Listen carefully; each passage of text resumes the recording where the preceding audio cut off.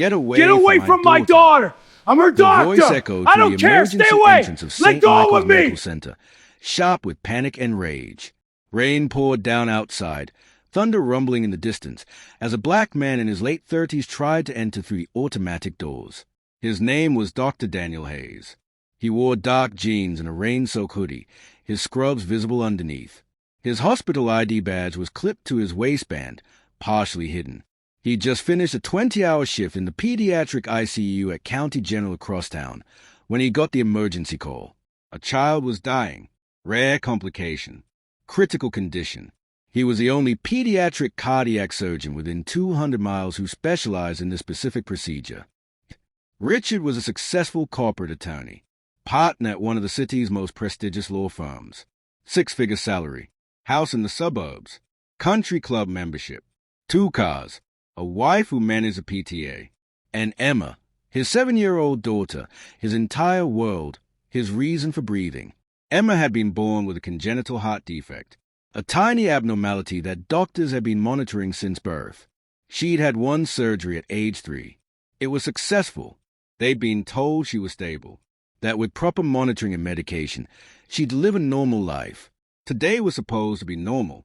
Soccer practice, homework, dinner as a family. Instead, Emma collapsed during practice. Just fell to the ground, lips turning blue, not breathing. By the time the ambulance got her to St. Michael's Medical Center, she was in cardiac arrest. The emergency team had revived her, but barely. Her heart was failing. The old repair from her childhood surgery had torn. She needed immediate surgical intervention, or she wouldn't survive the night. We're calling in Dr. Daniel Hayes. The ER doctor, a tired-looking woman in her 50s, had told Richard and his wife, Patricia, he's the best pediatric cardiac surgeon in the region. He's done this exact procedure hundreds of times. If anyone can save Emma, it's him. How soon can he get here? Patricia had asked, her voice breaking. He's at County General finishing another surgery. Should be here within the hour. An hour. 60 minutes that felt like 60 years. Richard and Patricia sat in the waiting area, holding hands, praying to a God neither of them had thought about in years. Emma was in the pediatric ICU, on life support, her little body fighting a battle she couldn't win without help. She's going to be okay, Richard kept saying. This doctor is the best. They said is the best. She's going to be okay. But 4 to 5 minutes passed. Then 50. Then 55. And Emma's monitors started showing distress. Her heart struggling. Time running out. Richard couldn't sit anymore. Couldn't breathe inside that waiting room. Needed air. Needed to do something. He went outside, stood under the emergency entrance awning, watched the rain pour down, pulled out his phone, checked it obsessively. No updates. No news. Just the crushing weight of helplessness. That's when he saw the man approaching. A black man in a soaked hoodie, jogging through the parking lot toward the entrance, moving purposefully, heading straight for the doors. And Richard's mind, exhausted, terrified, pumped full of adrenaline and fear, made an assumption. A dangerous man. A threat. Someone who didn't belong here. Someone suspicious approaching during a crisis. Every prejudice Richard had spent years pretending he didn't have, every unconscious bias he'd assured himself he'd overcome, every racist stereotype he claimed not to believe, all of it surfaced in that moment of panic. He saw a black man in a hoodie and decided, danger, not doctor, not help, not salvation, danger. So when Daniel tried to enter the hospital, Richard stopped him, grabbed him, pushed him, accused him, and wasted 7 minutes that Emma didn't have. Inside the hospital, Daniel was running, down corridors, through double doors, following the nurse who'd called the code, his wet shoes squeaking on polished floors, his heart pounding not from exertion but from fear. 7 minutes wasted. 7 minutes where Emma's heart was failing. 7 minutes he couldn't get back. He burst into the pediatric ICU. Emma Morrison lay on a hospital bed, surrounded by machines. Monitors showed her heart rhythm deteriorating. Nurses worked frantically. The attending physician, Dr. Sarah Chen, looked up with relief. Dr. Hayes, thank God, she's in VFib. We've shocked her twice. She's not responding. Daniel was already at the bedside, pulling on gloves, assessing. Emma was tiny, 7 years old but looked younger, her skin pale, her lips blue despite the oxygen mask. How long since the last shock? 90 seconds. Charge to 150. We're going again. Daniel's voice was calm now, controlled. This was what he did, what he was best at, saving children when everyone else had run out of options. The defibrillator charged. Daniel placed the paddles. Clear. Emma's small body jerked. The monitors beeped erratically. Then, normal sinus rhythm. Weak, but steady. The room exhaled collectively. We need to get her to the OR immediately, Daniel said. This is temporary. Her heart is tearing itself apart. If we don't repair it in the next 30 minutes, she won't survive. OR3 is prepped and ready, Dr. Chen said. Good. Let's move. They wheeled Emma toward the operating room, nurses and staff moving with practiced efficiency. Daniel stripped off his hoodie as he walked, revealing his scrubs underneath. Another nurse handed him surgical booties and a cap. As they pushed through the OR doors, Daniel caught a glimpse of Richard Morrison in the hallway. The man who'd stopped him, who'd wasted precious minutes, who was now standing frozen, watching his daughter being rushed to surgery, understanding finally dawning on his face. Their eyes met for a brief second. Daniel saw the recognition, the horror, the guilt, but there was no time for that now. No time for anger or recrimination or the conversation they'd need to have later. Right now, there was only Emma, a 7-year-old girl whose life depended on Daniel's hands being steady despite his exhaustion, despite the rain-soaked clothes sticking to his skin, despite the humiliation still burning in his chest. The OR doors closed, and Daniel got to work. The surgery took 3 hours. 3 hours where Richard and Patricia Morrison sat in the surgical waiting area, not speaking, not eating, not doing anything except staring at the doors and praying. Patricia didn't know yet what Richard had done, didn't know about the confrontation at the entrance, didn't know her husband had physically prevented their daughter's surgeon from reaching her. Richard hadn't told her, couldn't tell her, could barely process it himself. He kept replaying the moment, seeing Daniel approach in the rain, making assumptions, grabbing him, pushing him, calling him a liar, refusing to believe he was a doctor because why? Because of the hoodie? Plenty of doctors dressed casually when they weren't on shift. Because he looked tired? The man had just finished a 20-hour shift and drove through a storm. Because he was black? And that was a truth Richard didn't want to face. That in his moment of panic and fear, his unconscious racism had surfaced. That he'd looked at a black man and seen a threat instead of a trained professional. That he'd almost cost his daughter her life because he couldn't imagine a black doctor being the best surgeon in the region. Mr. Morrison. Richard's head snapped up. Dr. Chen stood in the doorway, still in her surgical scrubs. Her face was exhausted but smiling. Emma made it through surgery. Dr. Hayes was able to repair the tear and reinforce the previous repair site. She's stable. She's going to need monitoring for the next 24 hours, but the worst is over. Patricia burst into tears. Can we see her? She's in recovery now. Give us about 30 minutes to get her settled in the PQ. Then you can see her. She's still sedated, but she's going to be okay. After Dr. Chen left, Patricia hugged Richard, sobbing with relief. She's okay. Our baby's okay. That surgeon saved her life. Yeah, Richard said, his voice hollow. He did. I want to thank him, Patricia said. Personally, that man is a miracle worker. Richard nodded, feeling sick. I'll find him. But what would he say? How do you apologize for assault? For racism? For nearly killing your own daughter with your prejudice? 4 to 5 minutes later, Richard found Daniel in the doctor's lounge. He was sitting alone, still in his scrubs, a cup of coffee in his hands. He looked like he'd aged 10 years in the past 4 hours. Dr. Hayes. Daniel looked up. His expression was carefully neutral. Mr. Morrison. Richard's voice failed. He'd practiced a speech in his head, but now that he was standing here, all the words felt inadequate. I wanted to thank you for saving Emma, for, despite what I did, for still saving her. I didn't save her despite what you did, Daniel said quietly. I saved her because that's my job. Because she's a child who deserves to live. Because medicine doesn't stop working just because someone's father's a bigot. The word landed like a punch. Richard flinched. I'm sorry, Richard said. I'm so sorry. I was panicked. I was scared. I wasn't thinking clearly. You were thinking clearly, Daniel interrupted. You saw a black man in casual clothes and decided he was a threat. That's clear thinking. Just racist thinking. That's not. I didn't. Richard stumbled over his words. Mr. Morrison, I've been a surgeon for 12 years. I've saved hundreds of children's lives. I've won awards. I've been published in medical journals. I teach at the university. I'm literally the best at what I do. Daniel's voice was calm but hard. And you took one look at me and decided I was a criminal. A liar. Someone dangerous who needed to be stopped. I made a mistake. You made an assumption based on my skin color. Daniel set down his coffee. Do you know what could have happened because of those 7 minutes you wasted? Emma could have died.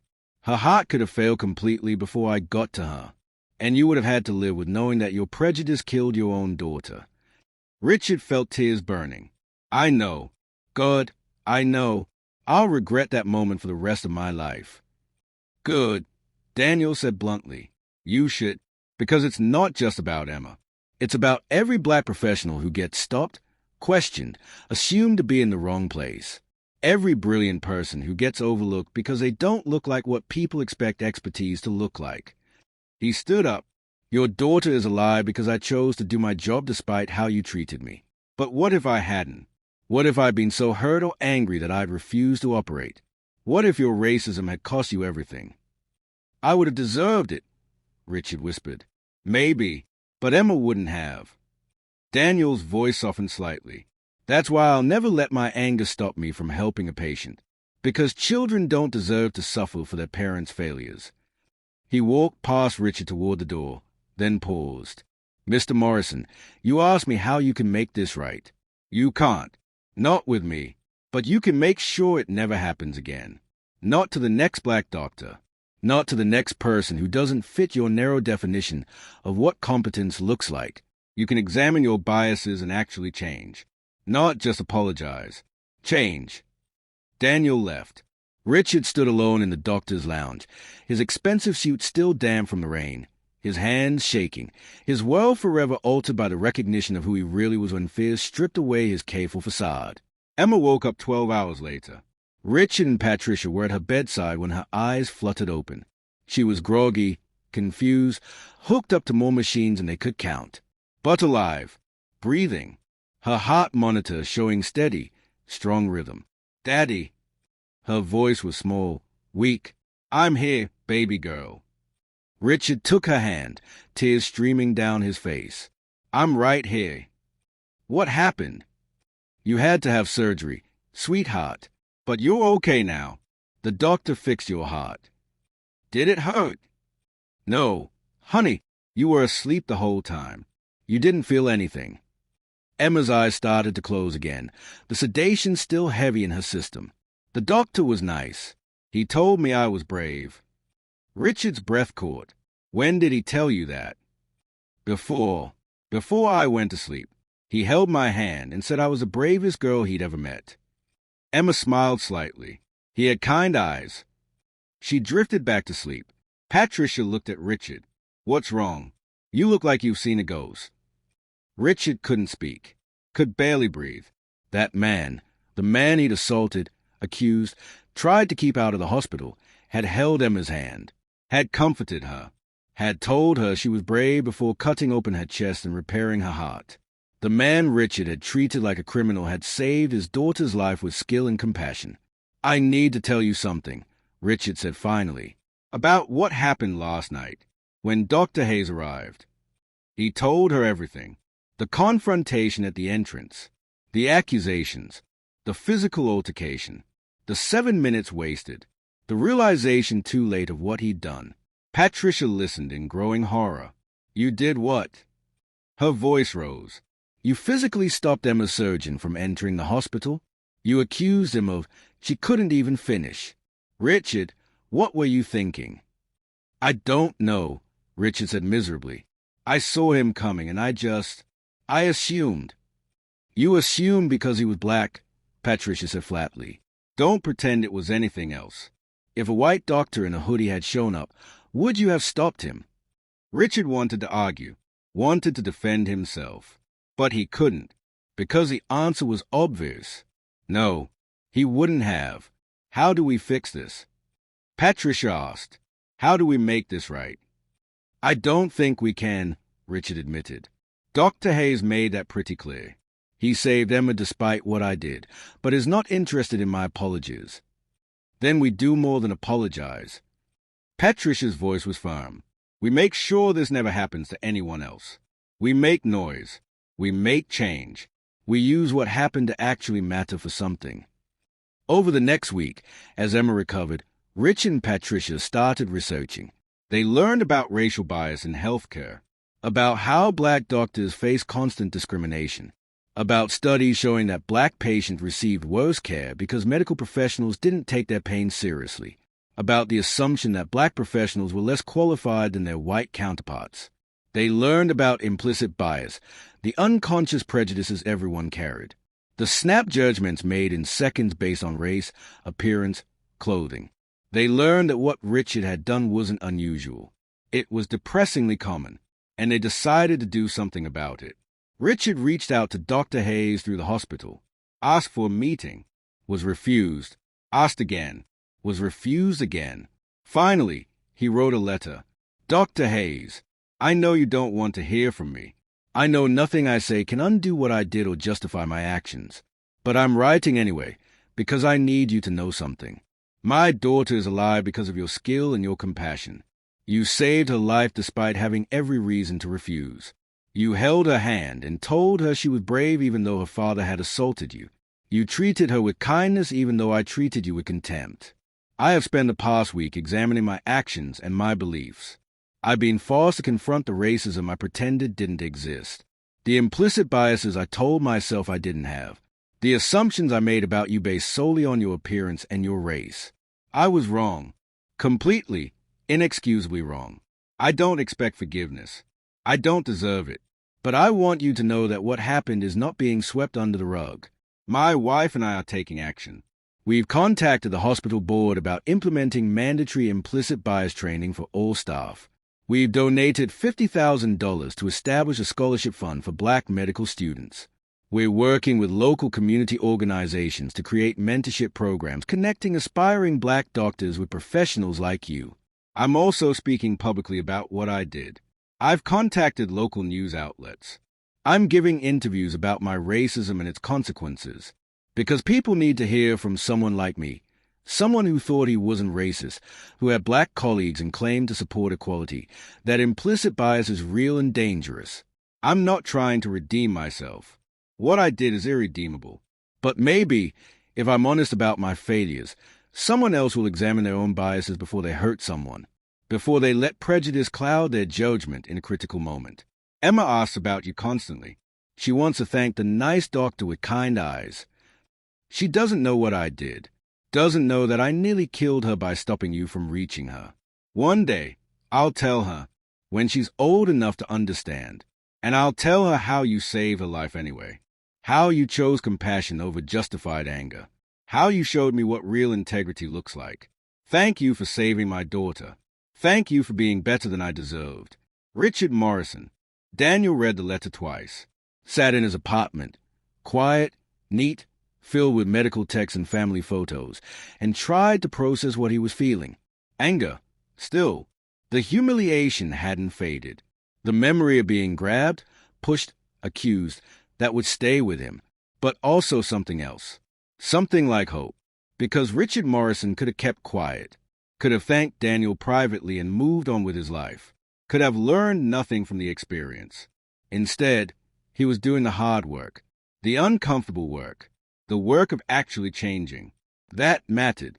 Maybe not enough to erase what happened, but enough to suggest that some people could grow, could evolve, could become better than they'd been. Daniel's phone buzzed. A text from his mother. Saw you on the news. Baby, That family talking about what happened. Are you okay? Daniel turned on the television. Local news. And there was Richard Morrison being interviewed. I physically assaulted a surgeon who was coming to save my daughter's life. I grabbed him, pushed him, refused to let him enter the hospital. And I did it because he was black. Because he didn't look like what I expected a top surgeon to look like. Because my unconscious racism was so deeply rooted that even in a moment of life and death urgency, it controlled my actions. The interviewer looked shocked. You're being very candid about this. Why? Because people need to hear it.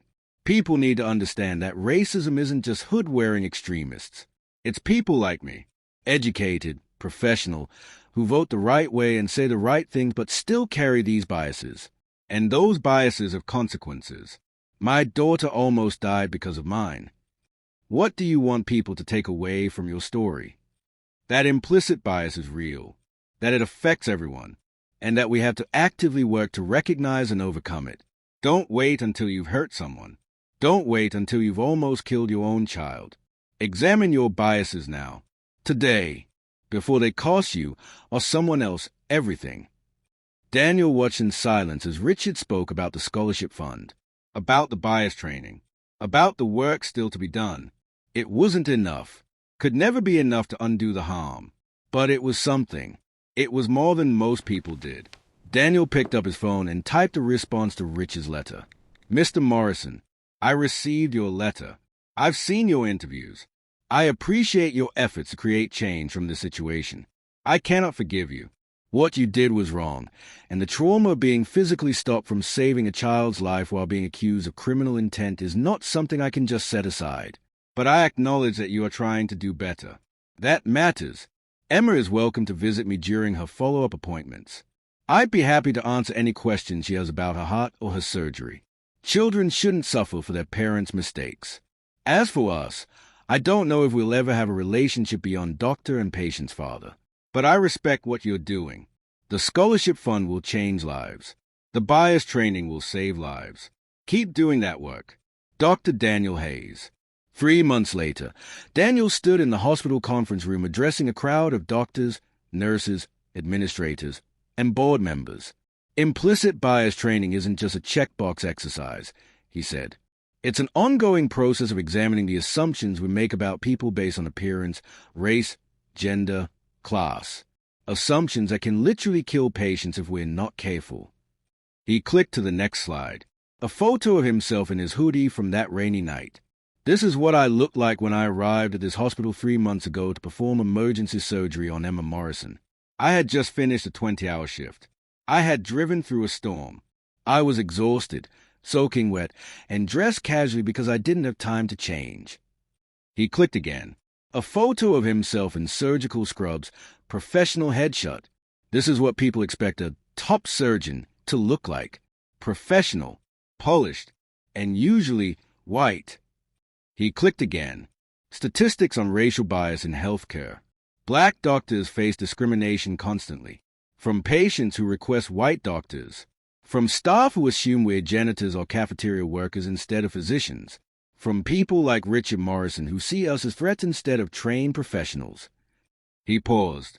But here's what's interesting about the Morrison case. Richard didn't just apologize. He took action. He funded scholarships. He pushed for mandatory training. He spoke publicly about his racism. He did the uncomfortable work of actually changing. Daniel looked around the room. That's what I want from all of you. Not just apologies when you mess up. Action. Real, sustained effort to examine your biases and change your behavior. Because the next time you make an assumption about someone based on how they look, it might cost a life. The room was silent. After the presentation, several people approached Daniel. Some thanked him. Some shared their own stories of facing bias. Some admitted they made similar assumptions and committed to doing better. And Richard Morrison, who'd been sitting in the back row, approached last. Dr. Hayes, thank you for including our story. I know it can't be easy to talk about. It's not, Daniel admitted, but it's necessary. Emma's doing great. By the way, her cardiologist says her repair is holding perfectly. She's back to playing soccer, being a normal 7-year-old. I'm glad, And Daniel meant it. Whatever anger he still carried toward Richard, he genuinely cared about Emma. She made you something. Richard pulled out a piece of paper. A child's drawing. Emma had drawn a heart, anatomically accurate. Surprisingly, with the words, "Thank you, Dr. Hayes, for fixing my heart and for being nice," written in crayon. Daniel felt unexpected tears burning.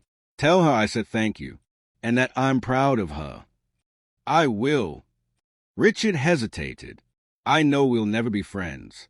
I know what I did will always be between us. But I want you to know I'm different now. I'm better, because you showed me what I needed to see." "You showed yourself," Daniel corrected. "I just survived your racism. You're the one who chose to actually examine it and change." "Maybe," Richard said, "but you gave me the chance. You could have refused to operate, could have let your justified anger stop you. You didn't. That says something about your character." "It says I take my oath seriously," Daniel said. "Do no harm. That applies even when patients' families do harm to me." After Richard left, Daniel stood alone in the conference room, looking at Emma's drawing. He thought about that night. The rain, the fear, the hands grabbing him, the accusation in Richard's voice, the 7 minutes wasted. He thought about Emma, small and fragile on the operating table, her life depending on his hands being steady despite his anger. He thought about Richard, broken and humiliated by the recognition of his own prejudice, doing the hard work of actually changing. And he thought about all the other black doctors facing similar situations, all the assumptions, all the bias, all the times their expertise was questioned because they didn't look like what people expected. This wouldn't be the last time. Daniel knew that. He'd face racism again, would be questioned again, would have to prove himself again and again just to be seen as equal to his less qualified white colleagues. But maybe, if enough people like Richard chose a change, if enough people examined their biases and did better, it would get a little easier. Maybe the next black doctor wouldn't have to fight through security to save a life. Maybe the next time someone saw a black man in a hoodie, they'd wait to hear his story before making assumptions. Maybe. Daniel was finishing his rounds in the pediatric ICU when he heard a familiar voice. "Dr. Hayes." Emma Morrison ran down the hallway, against hospital rules, but her parents didn't stop her. She was 8 now, taller, healthier, full of life that a year ago had been slipping away. She crashed into Daniel's legs in a hug. "Easy," Daniel laughed. "Remember your heart." "My heart is perfect," Emma said proudly. "My cardiologist said so. She said you did amazing work." "Well, you did pretty good work, too. Being brave during recovery." Emma pulled back, her face serious. "Daddy told me about what happened, about how he tried to stop you and was mean because of your skin." Daniel glanced at Richard and Patricia, who stood a few feet away looking uncomfortable but supportive. "He told you that?" "Yeah. He said he made a really bad mistake, that he was wrong and that he hurt you and almost hurt me because he didn't stop to think." Emma looked at Daniel with solemn eyes. "He said he's sorry, and that is trying to be better." "He is," Daniel confirmed. "Your dad is doing a lot of good work now." "I'm sorry too," Emma said, "that people are mean to you because you're black. That's not fair. You're the best doctor in the whole world, and it doesn't matter what color you are." "Thank you, Emma." Daniel knelt down to her level. "You know what? You're right. It doesn't matter. What matters is who you are inside, how you treat people, whether you're kind even when it's hard. Like you were kind even when Daddy was mean." "Yeah, like that." Emma hugged him again, then ran back to her parents. Richard approached, holding out his hand. "Dr. Hayes, I just wanted to update you. The Scholarship Fund has awarded its first 5 scholarships, all to black pre-med students. The bias training is now mandatory for all hospital staff statewide, and we're working with 3 other hospitals to implement similar programs." "That's good work," Daniel said. "It's the least I could do." Richard paused. "I know we'll never be close. I know I don't deserve your friendship, but I wanted you to know you changed my life, and through me, you've changed a lot of other lives, too. The ripple effect of what you did that night, of how you responded with grace instead of revenge, it matters. Daniel shook his hand. Just keep doing the work, Richard. That's all I ask. After they left, Daniel returned to his rounds, checked on his patients, saved more lives, did the work he dedicated his life to doing. And when his shift ended and he walked out through the emergency entrance, the same entrance where he'd been stopped a year ago, he paused, remembered the rain, the accusation, the fear that he might not reach Emma in time, but also remembered the change that followed.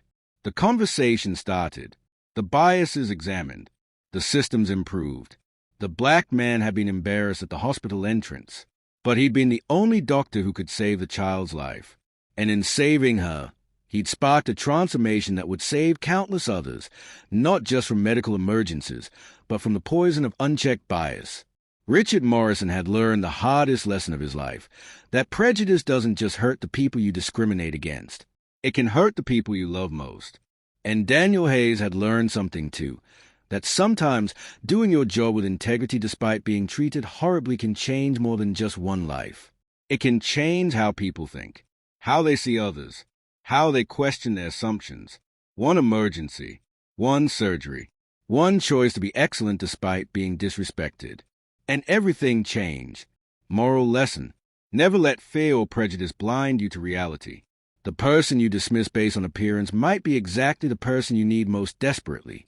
Examine your biases before they cost you or someone you love everything. And if you do make a terrible mistake, don't just apologize. Change. Do the hard work of actually becoming better. But most importantly, judge people by their character, their qualifications, their actions, not by their skin color or how they are dressed. Because expertise doesn't have a uniform. Brilliance doesn't have a color. And the moment you let your prejudice override your reason is the moment you become the greatest threat to your own well-being. The doctor in the hoodie might be the only person standing between your child and death. See people for who they are, not who your biases tell you they must be.